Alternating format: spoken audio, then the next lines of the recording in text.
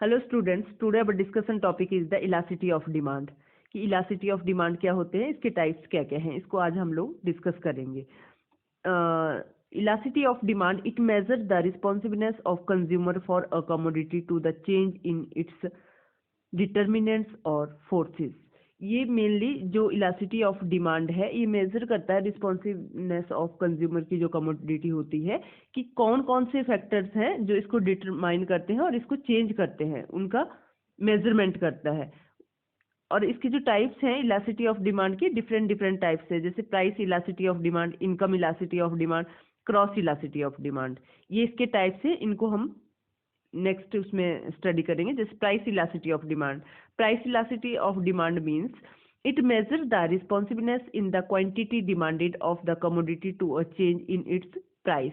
Means कि जो quantity of demand change होता है, किसी कमोडिटी का क्वांटिटी ऑफ डिमांड चेंज होता है, वो किसकी वजह से होता है, इसकी प्राइस की वजह से होता है, उसको हम प्राइस इलास्टिसिटी ऑफ डिमांड बोलते हैं। इसका जो फॉर्मूला है वो है P upon Q multiply delta Q upon delta P, या इसको ऐसे भी बोल सकते हैं कि elasticity of price equal to delta Q upon delta P multiply P upon Q. Delta Q means change in the quantity of the commodity and delta P is the change in the price of the commodity and P is the price and Q is the quantity.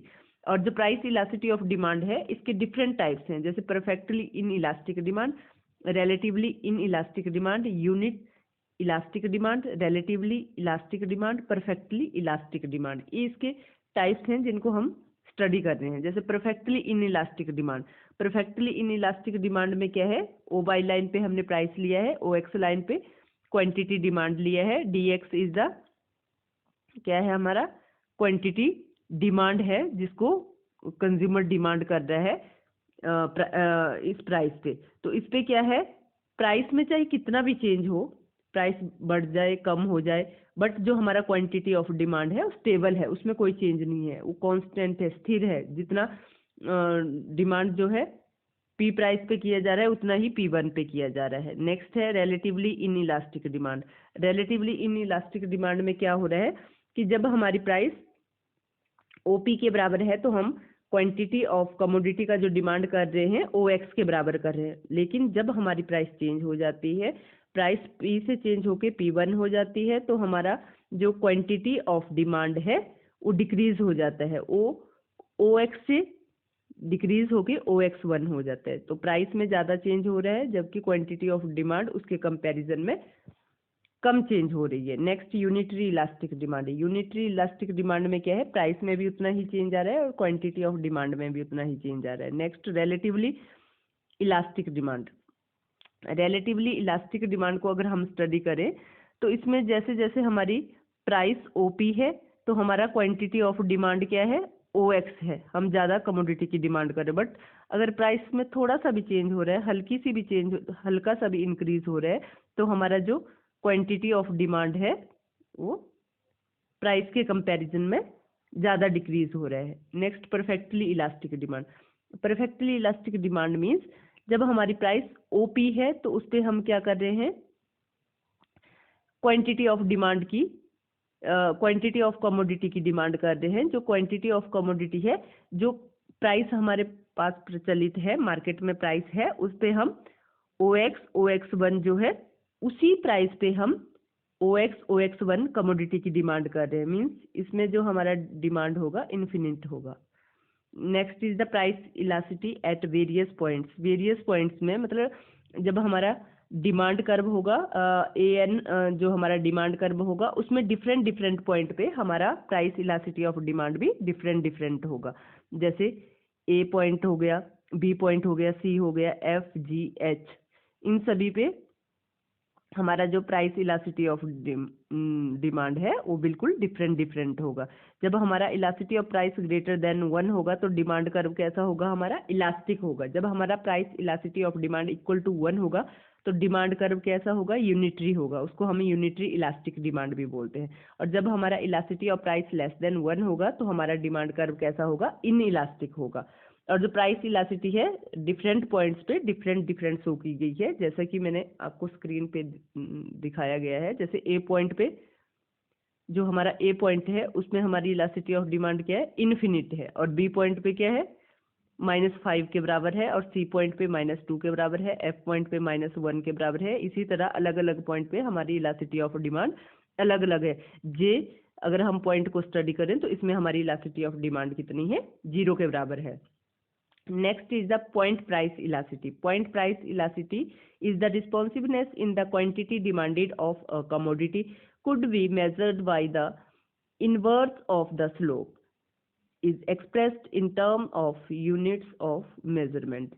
इसको हम जो हमारा point price elasticity of demand है, ये क्या करता है, जो हमारी कमोडिटी है इसको क्या, इसका जो कमोडिटी को जो मेजर करता है ये इनवर्स स्लोप में मेजर करता है, और इसकी जो टर्म होती है इसको हम यूनिट्स में भी इसका मेजरमेंट करते हैं।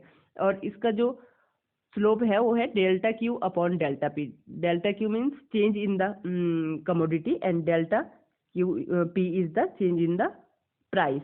और इसको हमने एक न्यूमेरिकल मेथड के थ्रू भी इसको एक्सप्लेन किया है।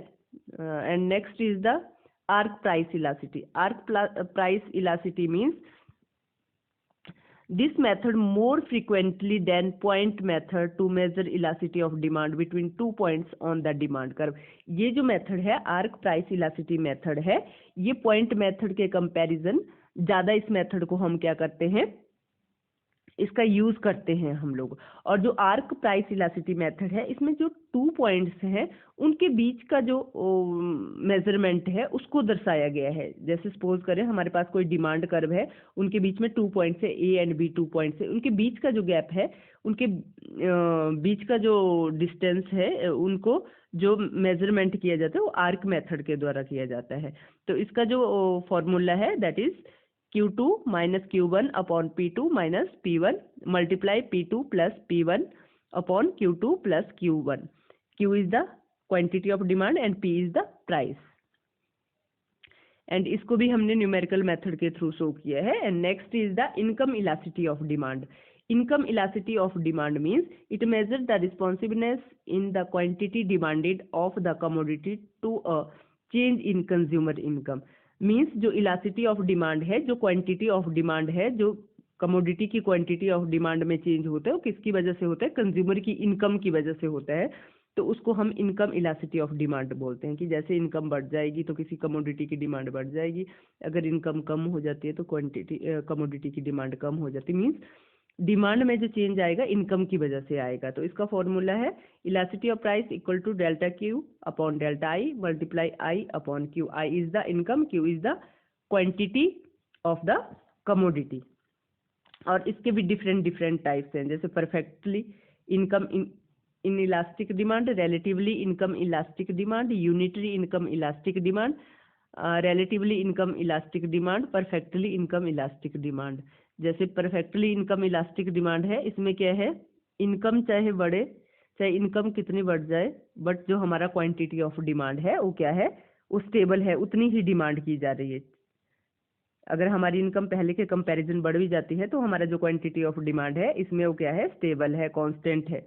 ओके, तो उसको हम perfectly income inelastic demand बोलते हैं। Next is the relatively income inelastic demand. Relatively में क्या है, जिस हिसाब से हमारी इनकम बढ़ेगी उसी हिसाब से हमारी क्वांटिटी ऑफ डिमांड कम बढ़ेगी।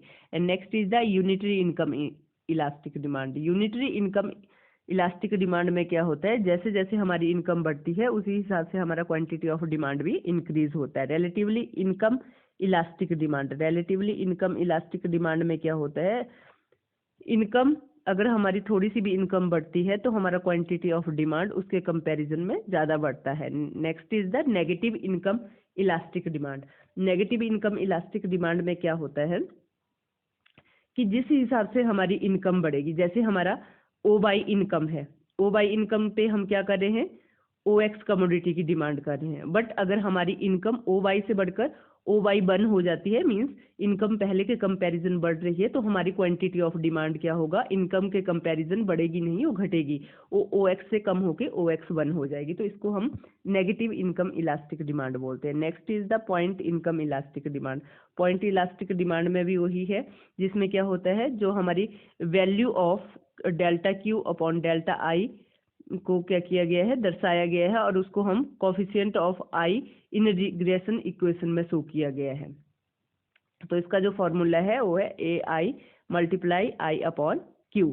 और पॉइंट इलास्टिक जो हमारा पॉइंट इनकम इलास्टिक डिटर्मिनेशन जो है उसको हमने न्यूमेरिकल पोर्शन के थ्रू भी समझाया है, जिसको आप स्क्रीन पे देख सकते हैं। इसका आप प्रॉपर तरीके से इसको इस वैल्यू को इस फॉर्मूले में पुट करके आप इजीली निकाल सकते हैं। Next is the arc income elastic.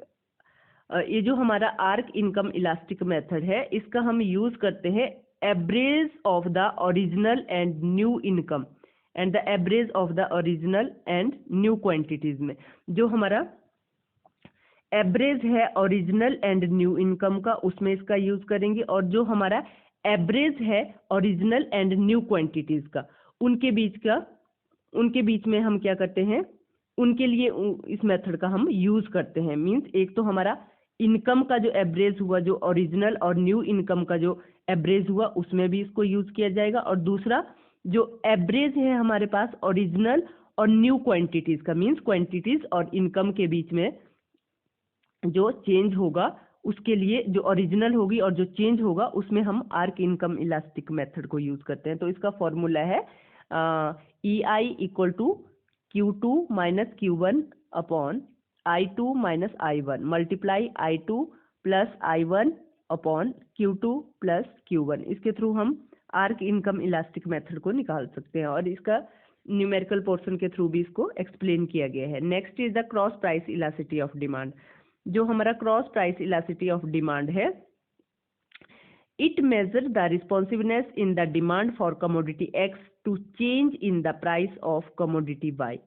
This is given by the percentage change in the demand for commodity X divided by the percentage in the price of commodity Y।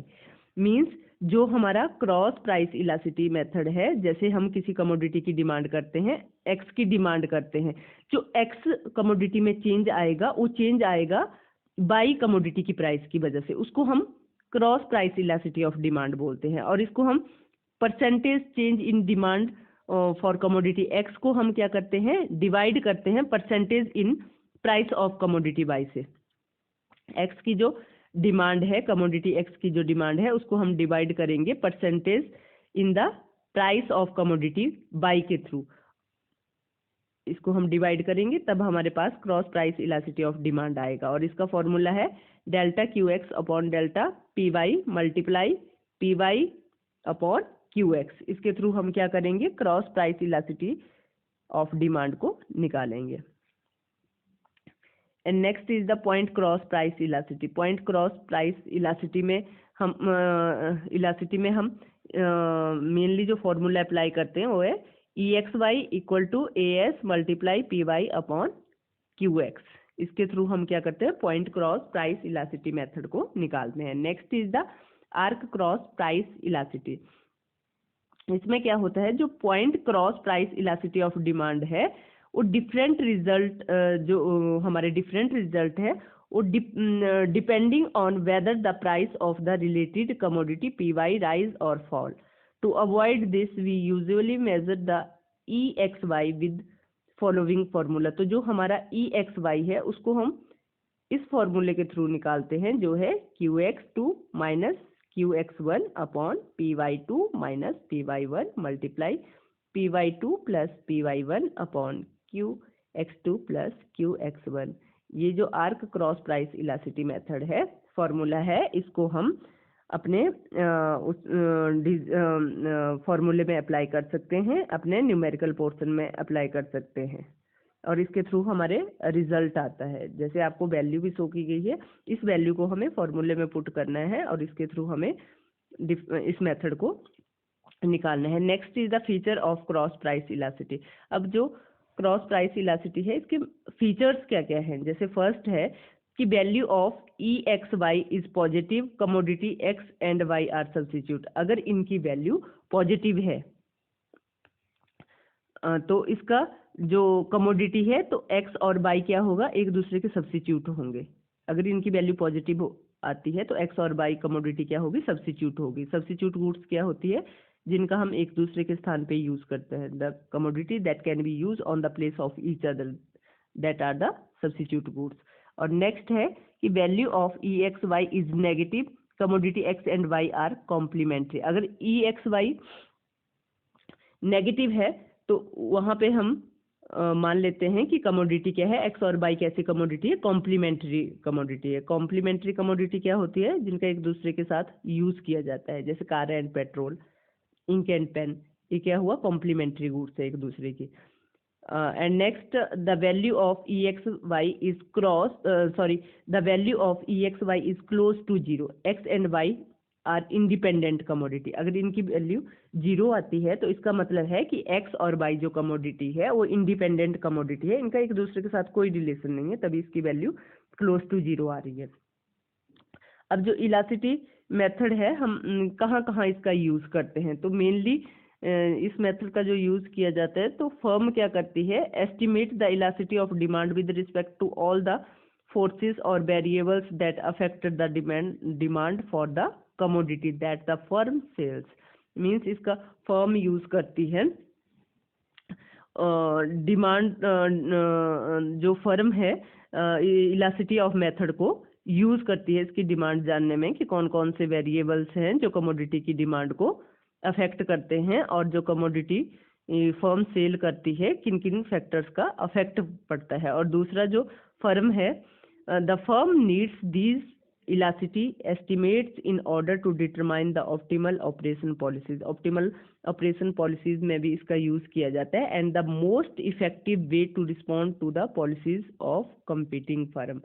और इसका बहुत अच्छा effect पड़ता है firm की policies के ऊपर। तो क्रॉस इलास्टिसिटी ऑफ ये जो इलास्टिसिटी है ये डिसीजन मेकिंग में भी हमारे लिए हेल्पफुल होता है, एक फर्म के लिए हेल्प करता है कि कैसे कैसे हमें डिसीजन लेना है, डिमांड को जो फैक्टर्स अफेक्ट करते हैं उनके बारे में कैसे डिसीजन लेना है और कैसे कैसे रिस्पॉन्ड करना है, कौन सी पॉलिसीज फॉलो करनी है। Okay, now your topic is clear I think so. Okay, bye students.